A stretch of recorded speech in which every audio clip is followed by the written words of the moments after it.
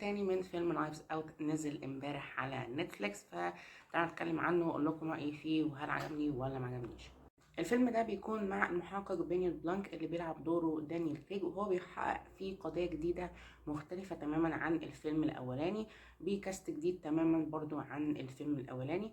وبيكون القضية في مجموعة من الأصدقاء الأغنياء اللي بيسافروا كلهم في مكان واحد عشان يحتفلوا مع بعض ويعملوا أجازة في الويك إند مع بعض، لكن بيكتشفوا إن في حد ما بينهم قاتل، وفي قصة في الموضوع، في مؤامرات ما بين كل الأصدقاء دول، فهل هم فعلا أصدقاء ولا لأ؟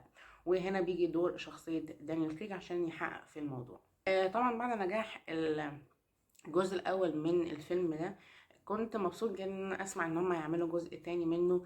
وفعلا الفيلم ده قدر ان هو يبقى بنفس الكواليتي والجودة بتاعة الفيلم الاولاني من حيث حاجات كتير هنتكلم عنه دلوقتي بالتفصيل. لكن انتوا كمان اكتبوا لي رأيكم في الفيلم ده لو شفتوه، وانصحكم تشوفوه فعلا جدا لان هو فيلم ممتع. وتقييم الفيلم ده بي جي 13، ليه طبعا شوية عنف، شوية إيحاءات جنسية. ومن غير مقدمات كتير يلا نبتدي. طيب، فانا طبعا كنت داخل الفيلم ده كنت منتظر الجودة العالية بتاعة الفيلم الأولاني، وفعلا بيقدر إن هو يحقق ده. أول حاجة طبعا معانا القضية أو الميستري اللي موجودة معانا، الغموض اللي موجود فيها، وكل الموضوع ده هو السنتر أو الأساس بتاعنا. بنقعد شوية في الأول كده، ممكن تقولوا شوية طويلة شوية لبعض الناس، إن إحنا مش بنعرف القضية فين، الميستري فين. بس ما زال الفيلم بيبقى ممتع من الاول، لكن بعد كده لما بنخش للميستري نفسها، القضيه نفسها بتاعتنا، ومين اللي قتل ومين اللي عمل، هنا الموضوع بيبقى حلو جدا وبيبقى ممتع جدا. عامة طريقة سرد القصة بتبقى زي برضو الفيلم الأولاني، بتبقى ممتعة جدا وبتخلي إيقاع حكي القصة ممتع، مفيش وقت ممل قوي. على مدار الفيلم أنا كنت انتريجد، وكنت يعني مستمتع جدا بالفيلم، والفيلم أثار اهتمامي قوي من ساعة ما بدأ. دي برضو حلوة، مختلفة تماما عن الجزء الأولاني في الطريقة بتاعت حكيها، شكلها عامة، الثيم بتاعها مختلف تماما عن الفيلم الأولاني، لكن ما زالت بتبقى ممتعة، ما زالت بتبقى مشوقة جدا. والشخصيات كلها لما بتدخل مع بعضها في القضية الموضوع بيبقى ممتع جدا ان احنا نحقق مين عمل كده ومين ما عملش كده، بالذات كمان ان شخصية بينيود بلانك اللي بيلعب دورها دانيال كريج شخصية ممتعة جدا. رغم انها هي نفسها ما يكونش ليها كاركتر ارك على مدار الفيلم، مثلا ما يبقاش ليها تطور شخصية، هو اللي بيبقى المحقق وكل الشخصيات اللي حواليه بيحقق ما بينهم، لكن هو نفسه ملوش تطور شخصية واضح قوي.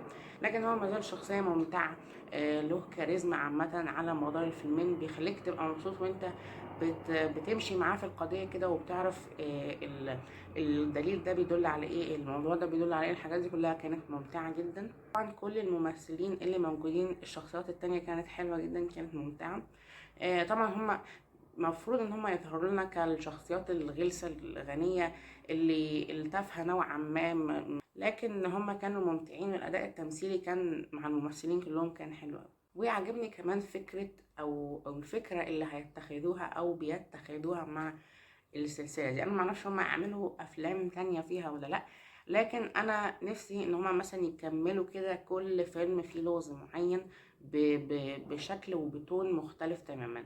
يعني انا شايف ان الفيلم ده تونه وشكله عامة والبيئة بتاعته مختلفة تماما عن الفيلم الأولاني، لكن بيقدر برضو إن هو يحافظ على سنس الغموض والإثارة اللي كانوا موجودين برضو في الفيلم الأولاني.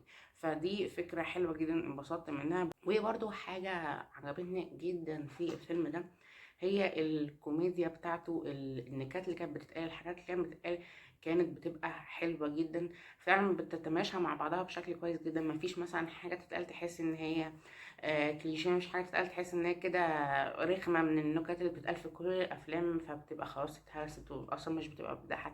لا، كل حاجة بتحصل بتكون يعني كل حاجة كوميدية بتحصل بتكون حلوة وفعلا بتتماشى معاها. انا نفسي كنت راضي عنهم، بالذات لما بنبقى بنخش بقى في الجزيرة نفسها والأصدقاء كلهم بيتجمعوا معاهم دانيال كريج، كل الحاجات دي بتبقى فعلا ممتعة. وده كمان يرجع للكيمستري والكيمياء ما بين الشخصيات كلهم مع بعض، الممثلين كلهم مع بعض حلوين جدا مع بعض. حاجة ممتعة من جميع الكاست والممثلين بتظهر هنا على الفيلم ده.